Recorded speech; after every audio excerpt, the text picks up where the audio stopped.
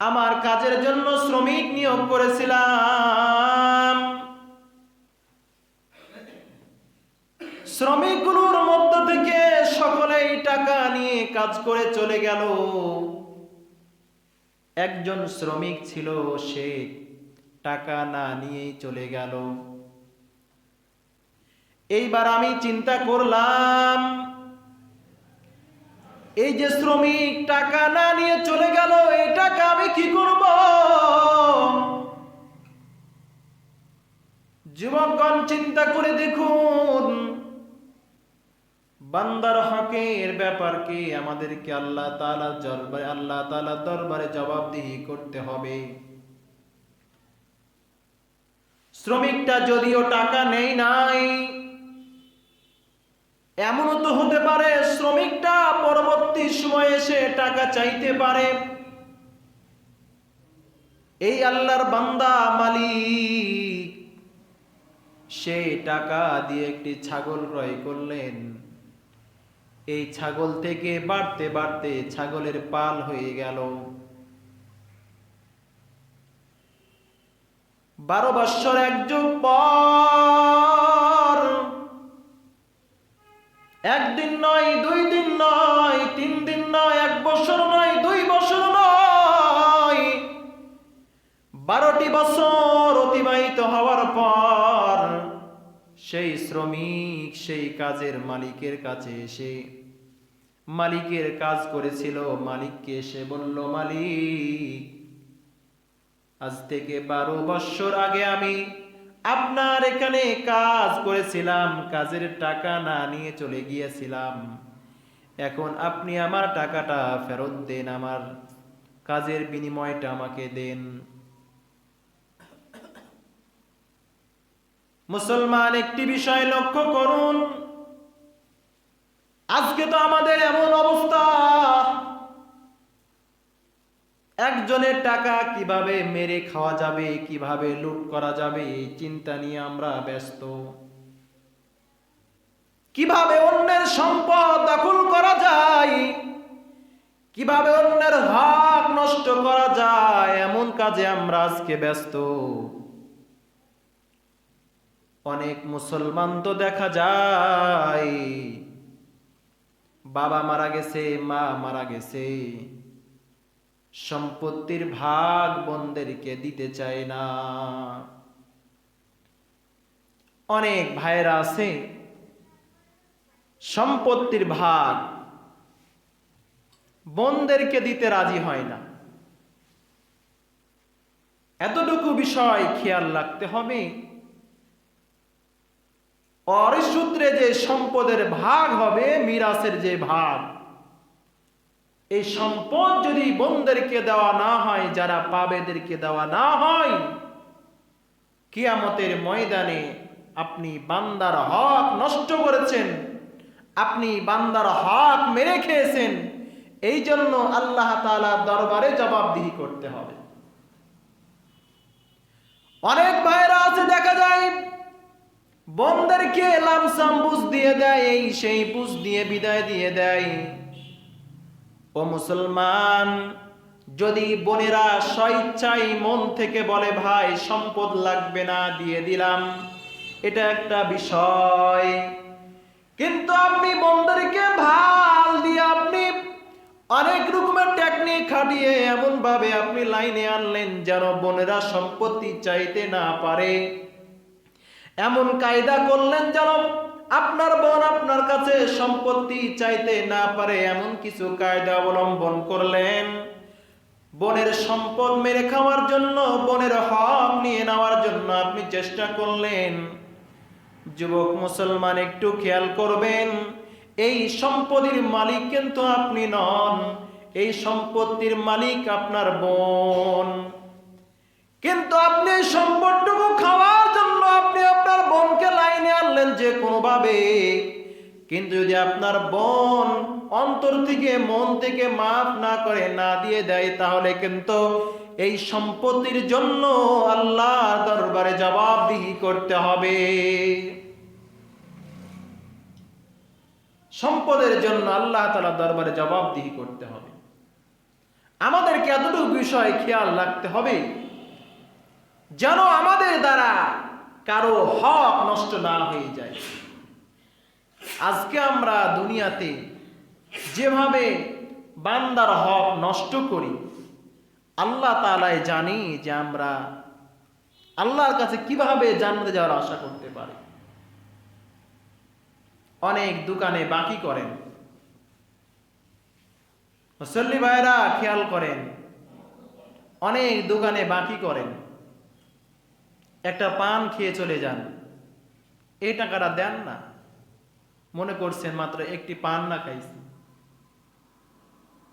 এই একটি পানের জন্য আপনাকে কিয়ামতের ময়দানে আপনার সমস্ত আমলগুলো আপনার চলে যাবে। আমি তো মনে করি দোকানদাররা যদি হক ভয়ে ব্যবসা করে আর যে সমস্ত কাস্টমাররা এভাবে খেয়ে দেখা গিয়ে চলে যায়, এদের আমল দিয়ে সে জান্নাতে চলে যাবে, সম্ভাবনা আছে। অনেক দোকান দেখা যায় ব্যবসা বন্ধ করে চলে যায়, দোকানে বাকি থেকে যায়, কিন্তু কাস্টমাররা আর পরে এই বিলগুলো পরিশোধ করে না।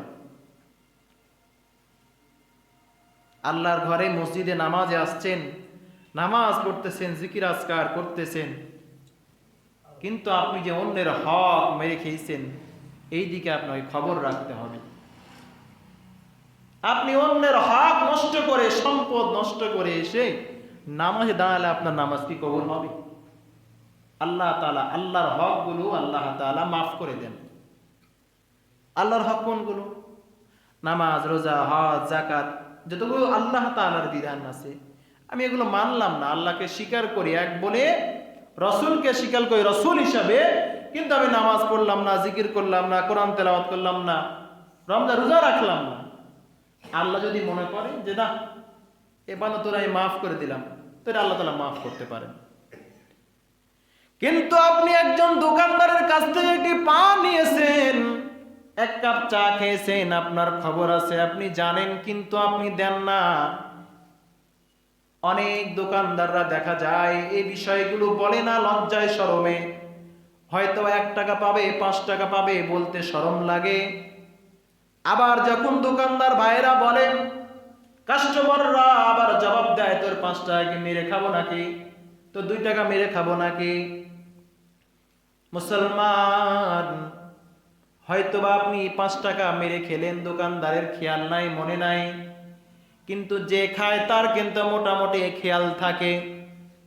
দোকানদার যদি খেয়াল না থাকে, যে খায় তার অবশ্যই মোটামুটি খেয়াল থাকে, একেবারেই ভুলে যায় না। কিন্তু আমরা অনেক ভাই দেখা যায় মনে করে আরে 10 টাকা না খাইছি, 1 কাপ না চা না খাইছি, কি হয়েছে? কিন্তু আপনার এই বান্দার হক নষ্ট করার কারণে আপনি কিয়ামতের ময়দানে আফসোস করবেন, আফসোস করবেন। দোকানদার ভাই এসে আপনাকে বলবে যে আপনার কাছ থেকে তো আমি 10 টাকা পাইতাম, ওই দিন তো আপনার ওই যে খাতা কলম হিসাব লাগবে না, আপনার তো আমলনামায় লেখা আছে অমুক তারিখে অমুক দিন একটা পেঁয়াজি উঠাইয়া দোকান থেকে খেয়ে নিয়েছেন, আপনি দেখছেন না কেউ, অথবা খাইছেন কেউ খেয়াল করেন না, দাম দেন নাই। ওই দিন আপনি বলবেন যে আল্লাহ, যে এই মানুষটা আমার তো পেঁয়াজি খেয়েছে দোকানের একদিন, তা আমার তো কিছু আমল দরকার আছে, এর কাছ থেকে আমল দেন না আমার কিছু। তখন আপনাকে ধরবে, ওই সময় আপনি আপনার আমলনামা দিয়ে আপনি নিজে জাহান্নামী হবেন। এই জন্য খুব খেয়াল রাখবেন বান্দার হকের ক্ষেত্রে, বান্দার যে হকগুলো রয়েছে এদিকে খেয়াল রাখা কঠিন দরকার। সরকারি একটা ইট পড়ে আছে, আপনি মনে করলেন এটা আমাদেরই তো সম্পদ, না, একটা হচ্ছে ব্যক্তিগত আপনার, যখন সেটা আপনার, যখন আপনি রাষ্ট্রের ফান্ডে টাকা দিয়ে দেন ওই সময় এটা আপনার ব্যক্তিগত সম্পদ নয়, এটা রাষ্ট্রের সম্পদ। রাস্তায় অনেক সময় গাছ থাকে, আমরা গাছগুলো কেটে নেই, মনে করি কি আর হবে, কিন্তু আপনি 17 কোটি মুসলমানের কাছে, নাগরিকের কাছে কিয়ামতের ময়দানে হিসাব দিতে হবে একটি গাছ কাটার কারণে। সরকারি মাল মনে করতেছেন একটু বালু পড়ে আছে, নিয়ে চলে যায়, আমি কি হবে? না, আপনি যদিও দেখতেছেন বিষয়টা ছোট, কিন্তু এটা আল্লাহ তাআলার দরবারে অনেক বড়, অনেক বড়। মসজিদে দান করি, এই করি সেই করি, আপনি 2 বালতি পানি নিয়ে চলে গেলেন আপনার নিজের কাজে ব্যবহারের জন্য, মনে করতেছেন পাই না 2 বালতি নিলাম এখান থেকে, কিন্তু আপনি এটা বড় ভুল করতেছেন। আমিও কিছু বলবো না, একজন লোক কিছু দেখলে বলবে না 2 বালতি পানি না নিছি, কিন্তু এখানে আপনি মসজিদের হক নষ্ট করতেছেন। মসজিদের আপনি কি নষ্ট করতেছেন? হক নষ্ট করতেছেন। এর জন্য তো আল্লাহ তাআলার দরবারে আপনাকে সকল মানুষের কাছে হিসাব দিতে হবে। ওই সময় আফসোস করবেন, কেন আমি এই কাজ করলাম। মুসলমান, এই জন্য বলি, যতটুকু আমল করুন না কেন, কিন্তু যেন আমার দ্বারা বিন্দু পরিমাণ হক নষ্ট না হয়, যেন আমি কারো হক নষ্ট না করি। হকের ক্ষেত্রে খুব সতর্ক থাকতে হবে, হকের ক্ষেত্রে খুব বেশি খেয়াল রাখতে হবে। যেখানে যেটা আপনার দেখবেন দেওয়া জরুরি, আপনি ক্রয় করেছেন দিয়ে দিবেন। অনেক সময় দোকানে জিনিস কিনে ভুলে যায়, যদি আপনার মনে হয় পরবর্তীতে অবশ্যই দিয়ে আসবেন। আপনার 5 টাকা, আপনি 5 টাকার কারণে, 10 টাকার কারণে, 2 টাকার কারণে আপনি জাহান্নামে জ্বলবেন। বড় আফসোস। এই জন্য আপনাকে সর্বসময় খেয়াল রাখতে হবে যেন আমার দ্বারা বান্দার হক নষ্ট না হয়। আর যখনই আপনি বান্দার হক নষ্ট না করবেন, ওই সময় আপনি আল্লাহর হক নষ্ট করবেন না। সম্মানিত প্রিয় হাজিরিন, এই যুবক যখন মালিকের কাছে বলল, মালিক 12 বছর পূর্বে আমি যে কাজ করেছিলাম, কাজের বিনিময়টা আমাকে দেন, আজকে নেওয়ার জন্য আসছি। মালিক যুবককে বলল, ওই যে দেখো ওখানে ভেড়ার পাল, ওই জায়গা থেকে সবগুলো তুমি নিয়ে চলে যাও। এইবার শ্রমিক বলতেছে, মালিক আপনি কি আমার সাথে ঠাট্টা করতেছেন নাকি?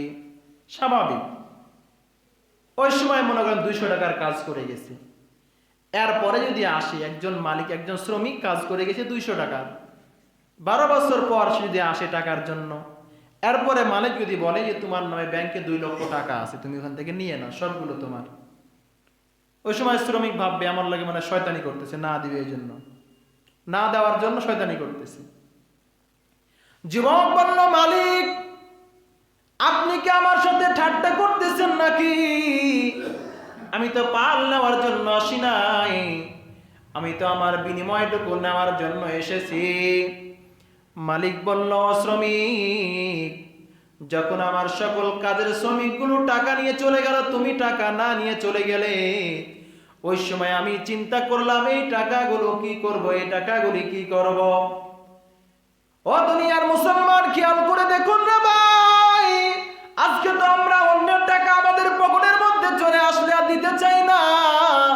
আজকে কত মানুষ রয়েছে, মানুষকে বিদেশে নিয়ে যাওয়ার জন্য টাকা পকেটে নিয়ে নেয়, এরপর দেখা যায় বিদেশে নিয়ে যায় না, টাকা নিয়ে আউট হয়ে যায়, দূর হয়ে যায়, চলে যায়, বিদেশ চলে যায়। অনেক বিজনেসম্যান আছে, অনেক মানুষ রয়েছে, ব্যাংক থেকে লোন করে টাকা নিয়ে চলে যায় বিদেশে। অনেকে দেখা যায় বাংলাদেশের সম্পদগুলো, টাকাগুলোই চুরি করে, বাটপারি করে নিয়ে এ দেশ থেকে চলে যায় বিদেশে। একজন নয়, হাজার হাজার এরকম চলতেছে। হাজার হাজার কোটি টাকার সম্পদ, দেশের সম্পদগুলো আপনি যে নিয়ে যাইতেছেন, এইগুলো তো আপনার বাবার সম্পদ নয়, এইগুলো তো আপনার ভাইয়ের সম্পদ নয়, এইগুলো তো একজন গরিব রিক্সাওয়ালার সম্পদ, এইগুলো তো একজন ভ্যান চালকের সম্পদ, এইগুলো তো একজন শ্রমিকের সম্পদ, এইগুলো তো একজন রাজমিস্ত্রির টাকার পরিশ্রমের টাকায় সরকারি ফান্ডে আছে। হাজার রকম মানুষের হাজার রকমের কষ্টের বিনিময়ের টাকা সরকারি ফান্ডে জমা হয়। আর তুমি কোন লজ্জাতে সম্পদগুলো, সরকারি টাকাগুলো তুমি নিয়ে বিদেশে পাচার করো? তোমার কি জানে একটুকু ভয় নয়? ও দুনিয়ার মুসলমান, তুমি বিদেশে টাকা নিয়ে যাও, যেখানে তুমি সম্পদগুলো জমা করো না কেন, তোমার কি এই ভয়টা একবারও হয় না আমি কার জন্য সম্পদ জমা করতেছি, কার জন্য সম্পদ জমা করতেছি? এই সম্পদ দিয়ে তো আমার ছেলে সন্তানরা আমার জন্য মসজিদ বানাবে না, এই সম্পদগুলো দিয়ে আমার সন্তান আমার জন্য মাদ্রাসা বানাবে না, এই সম্পদগুলো দিয়ে তো আমার সন্তান গরিবদেরকে সাহায্য করবে না। যাদের সম্পদ বেশি রয়েছে, অডেল রয়েছে, এরা দেখা যায় এই সম্পদগুলো, এই বাবার সম্পদগুলো দিয়ে বিদেশে যে গুনাহ করে, অন্যায় করে, জেনা করে, অনেক অন্যায় অপরাধের মধ্যে লিপ্ত হয়। এই জন্য বলি, আপনার হক আপনি খেয়াল রাখবেন। রাষ্ট্রের হোক না কেন, অন্যের হক হোক না কেন, এটা অবশ্যই খেয়াল রাখতে হবে রে মুসলমান, যেন আমার দ্বারা কোনো বান্দার হক নষ্ট না হয়ে যায়। আমি 2 নম্বর মাল নিয়ে বাজারে গেলাম, এরপর আমি বললাম এই পানগুলো ভালো, ভিতরেও ভালো, বাইরেও ভালো, কিন্তু দেখা যাচ্ছে ভিতরে 2-1টা পান আপনি ছিঁড়া দিয়েছেন, খারাপ পান দিয়েছেন। আপনি তো ভাবতেছেন আপনি লাভ করছেন, আপনি তো জিতে গেছেন পান বিক্রি করে। যুবক, আপনি তো আসলে লস করছেন। আপনি দুনিয়ার মধ্যে যদিও লাভবান কিছু সময়ের জন্য, কিন্তু আপনি 2-1টা ছিঁড়া ফাটা পান ভিতরে ঢুকানোর কারণে আপনার কিয়ামতের ময়দানে গুনাহগুলো লেখা হবে, এবং যে ক্রেতা পান আপনার কাছে পান কিনবে, কিয়ামতের ময়দানে আপনার কাছে চাইবে যে আমি খেয়াল করে দেখি নাই, ভালো করে খোঁজ করি নাই, তুমি কি জন্য 2 নাম্বারই করেছো। অনেকগুলো পণ্য রয়েছে, দেখা যায় যখন ম্যাজিস্ট্রেট ধরে ওই সময় দেখা যায় অনেক পণ্য তেল এসে আমরা ব্যবহার করি, এমন কেমিক্যাল দিয়ে এগুলো তৈরি করে যেগুলো ব্যবহারের যোগ্য না।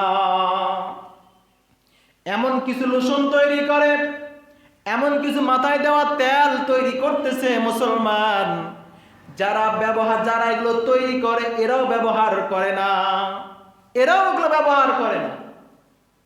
অনেক সময় রাস্তাঘাটে পানি বিক্রি করে, এই পানিগুলো এত খারাপ পানি, নিকৃষ্ট পানি, এগুলো মোটামুটি একটি লাইন করে সুন্দর করে পানিগুলো বোতলে ঢুকাইয়া সিল মারিয়া মুসলমানদেরকে দাও, মানুষদেরকে খাওয়াও।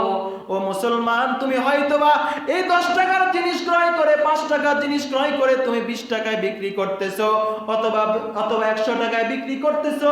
হয়তোবা কিছু সময়ের জন্য তোমার লাভ মনে হইতেছে যে আমি তো অনেক লাভবান হইতেছি 2 নাম্বার মাল বিক্রি করে। না না না, হয়তোবা তুমি দুনিয়াতে সামান্যতম লাভবান হবা, কিন্তু একটা বিষয় খেয়াল রাখবা, যারা দুনিয়াতে মানুষের সম্পদ নষ্ট করবে, অন্যের হক নষ্ট করবে রে ভাই, সে যেই হোক না কেন দুনিয়াতে তার অশান্তি আছে। আমি একটা কথা বললাম, যারা দুনিয়াতে অন্যের হক নষ্ট করবেন, অন্যের সম্পদ নষ্ট করবেন, এদের ফ্যামিলিতে খোঁজ খবর নিয়ে দেখবেন এদের ফ্যামিলির মধ্যে শান্তি নাই। যারা কোটি টাকার মালিক, অনেক সম্পদের মালিক, 1000 কোটি টাকার মালিক, ব্যাংকে টাকার অভাব নাই, একটু খোঁজ খবর নিয়ে দেখেন রে মুসলমান, স্বামী স্ত্রীর কথা শুনে না, স্ত্রী স্বামীর কথা শুনে না, স্ত্রী ইচ্ছা মতো যেখানে মন চায় সেখানে যায়, যার সাথে ঘুরতে মন চায় সেখানে যায়, স্বামীর যেখানে মন চায় সেখানে চলে যায়, ছেলে মেয়ে বাবার কথা শুনে না, বাবা ছেলে মেয়ের কথা শুনে না। এই সমস্ত ধনী সম্পদওয়ালার ঘরে দেখা যায় ছেলে সন্তানগুলো বাজে হয়, এরা বাবার সম্পদগুলো অন্যায় পথে, গুনাহের পথে ব্যয় করে, হালাল পথে খুব কম ব্যয় করে। ও দুনিয়ার মুসলমান, ছেলে সন্তানের জন্য টাকা পয়সা জমা করা এটা গুনাহ না, কিন্তু দেখতে হবে আমি কোন পথে টাকা ব্যয় করতেছি, হারাম পথে না হালাল পথে। যদি আপনার হালাল পথে টাকাটা কামাই করেন তাহলে আপনার জীবন সার্থক। আপনি যে আপনার ছেলে সন্তানের জন্য কামাই করতেছেন, যদি এটা হালাল ভাবে হয় তাহলে আপনি সওয়াব পাবেন, কারণ ছেলে সন্তান ফ্যামিলির জন্য কামাই করে হালাল সম্পদ কামাই করা এটাও ইবাদত। শুধু নামাজ পড়া এটা ইবাদত এমনটি নয়, ছেলে সন্তান বিবি বাচ্চাদের জন্য খাবার দাবারের ব্যবস্থা করা এটাও বড় ইবাদত, এটাও বড় ইবাদত। আল্লাহ তাআলা বলতেছেন, ইয়া আইয়ুহাল্লাযীনা আমানু ইযা নুদিয়া লিস-সালাতি মিন ইয়াউমিল জুমআতি ফাসআউ ইলা যিকরিল্লাহি ওয়া দারুল বাই যালিকুম খায়রুল লাকুম ইন কুনতুম তা'লামুন। এই আয়াতের মধ্যে আল্লাহ শুধু এই কথা বলছেন না, তোমরা শুধু নামাজ পড়ো, নামাজ পড়ো, নামাজ পড়ো, আল্লাহ এমনটি বলেন নাই। আল্লাহ তাআলা বলেন নামাজ শেষ হয়ে যাবে, তোমরা দুনিয়াতে ছড়িয়ে যাও কাজের জন্য, কিন্তু কাজটা হতে হবে হালাল, কাজটা হতে হবে হালাল। আজকে তো আমরা দুনিয়াতে কিছু নিজের ক্ষমতা টিকিয়ে রাখার জন্য, নিজের মান সম্মান রক্ষার জন্য আমাকে মানুষ সম্পদশালী বলবে, আমাকে মানুষে ফোন দিবে, আমাকে মানুষ দরবারে ডাকবে, আমাকে মানুষ অমুক কাজের জন্য, আমার সম্পদ থাকলে আমাকে মানুষ আমাকে সম্মান করবে। ও দুনিয়ার মানুষ, আপনি সম্পদ কামাই করলেন হারাম ভাবে, হারাম পথে আপনি ব্যয় করতেছেন। আপনাকে দুনিয়ার মানুষ আপনাকে সম্পদশালী জানতেছে, আপনাকে ডাকতেছে মোবাইলের মাধ্যমে, যে কোনো মিটিং হোক, আপনাকে দুনিয়াতে সম্মান করতেছে, আপনাকে দুনিয়াতে সম্মান করতেছে। কিন্তু একটা বিষয় খেয়াল রাখবেন, দুনিয়ার সম্মান কোনো সম্মান নয়। আপনার কি বিষয়টা খেয়াল না রে ভাই? যেই প্রধানমন্ত্রী অনেকদিন ক্ষমতায় ছিল, আজকে সে কারাগারে, আজকে সে ঘরে বন্দী। একটু তো খেয়াল রাখা দরকার। আল্লাহ তাআলা সম্মানের মালিক। অত ইজ্জু মান তাশা, অত দিল্লু মান তাশা। আল্লাহ আমাকে সম্মান দিতে পারে, আমাকে আল্লাহ লাঞ্ছিত করতে পারে। এই দেখতে পারেন আপনি অনেক সম্পদশীল, আপনি রাজা বাদশাহ, আজকে আপনি প্রধানমন্ত্রী, দেখা যায় আপনি সন্ধ্যার সময় আপনি সকলের চাইতে খারাপ হয়ে গেছেন, আপনি কারাগারের মধ্যে বন্দী আছেন। এই জন্য সম্পদের বড়াই করবেন না, হারাম পথে কামাই করা যাবে না, হালাল পথে কামাই করতে হবে। নিজের হকের বিষয়গুলো খেয়াল রাখতে হবে, যেন আমার দ্বারা বিন্দু পরিমাণ কারো হক নষ্ট না হয়ে যায়। যুবক ভাই, এইবারে আল্লাহর বান্দা এই মালিককে বলল, আমার সাথে ঠাট্টা না করে বলেন। তখন সেই মালিক বলল, এই সম্পদ তুমি যখন না নিয়ে চলে গেলা, টাকা না নিয়ে চলে গেলা, আমি এই টাকা থেকে একটি করে ছাগল ক্রয় করতে করতে আজকে অনেক বড় পাল হয়ে গেছে। এইবার যুবক বড় খুশি যে আজকে আমাকে আমার পাওনা টাকা দিয়ে দিল, আমি খুশি হয়ে যাইতাম। কিন্তু আমার মালিক আমার টাকাগুলো জমা করে কাজে লাগিয়ে অনেক অনেক টাকা করেছে, অনেক পাল দিয়েছে আমাকে।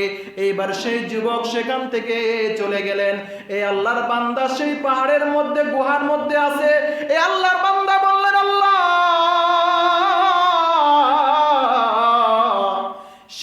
সেই শ্রমিকের টাকা আমি না দিলেও পারতাম, অথবা সে যে কয় টাকা পারতো এটা দিলেই সে খুশি হতো, অনেক দিন পর আসছে। কিন্তু আমি তার জন্য সম্পদ বানাইছি, অনেক কিছু বানাইছি, তার সব দিয়ে দিয়েছি।